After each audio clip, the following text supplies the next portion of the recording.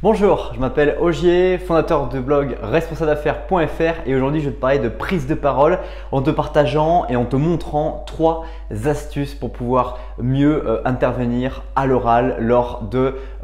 auditions, conférences, présentations devant quelqu'un ou un auditoire pour te permettre d'améliorer tes compétences parce que c'est important de réussir une bonne présentation. Comme tu le sais, une bonne présentation vient en fait marquer des idées, 20% d'idées, 80% de présentation et ces 80% c'est uniquement toi qui va permettre de faire comprendre le message que tu vas faire passer. Mais avant que j'aille plus loin dans cette vidéo, je t'invite dès maintenant à t'abonner à la chaîne YouTube et à aimer cette vidéo pour ne pas rater les prochaines vidéos qui paraîtront et aussi revoir les vidéos les plus populaires en accédant aux playlists pour améliorer ton esprit, améliorer ton corps, tes relations et tes finances. Alors la première astuce que je vais partager avec toi pour t'améliorer dans la prise de parole en public, c'est d'être toi-même, c'est d'apprendre à parler comme tu parles, d'apprendre à être ce que tu es et de travailler uniquement le langage corporel, c'est-à-dire ne pas changer les mots, mais rester vraiment tel que tu es et apprendre juste à te placer dans l'espace et à t'entraîner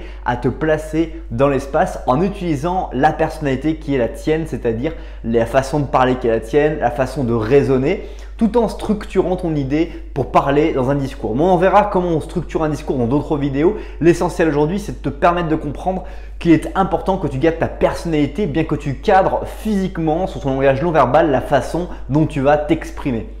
Deuxième astuce pour te montrer en fait comment parler en public, c'est d'apprendre à utiliser un format comme PowerPoint. Les PowerPoint sont quelque chose de fondamental dans une présentation et surtout quand ils sont bien utilisés, ils permettent pour toi de marteler ton auditoire et marquer des points sans forcément parler du contenu, juste par ta présence, juste par ta personnalité, juste par ton marketing. Tu vas marquer des points facilement et montrer que tu maîtrises l'art oratoire qui permettra aussi de donner une bonne impression et de captiver ton audience. Ce que les gens adorent, c'est être captivés quand ils vont dans des événements, dans des endroits où il y a des gens qui vont parler. Ils adorent pouvoir entendre, écouter, comprendre et surtout avoir quelqu'un qui parle de manière très distincte et très intelligible, on va dire, pour leur permettre de pouvoir comprendre un message. Donc le PowerPoint va te permettre de pouvoir asseoir ton discours, ton langage corporel si tu sais bien rédiger ton PowerPoint et aussi bien le présenter. Mais on le verra dans d'autres vidéos. Le fait que tu t'abonnes à cette chaîne va te permettre de pouvoir voir plein d'autres vidéos qui sont liées à ce sujet-là et te permettre de transformer positivement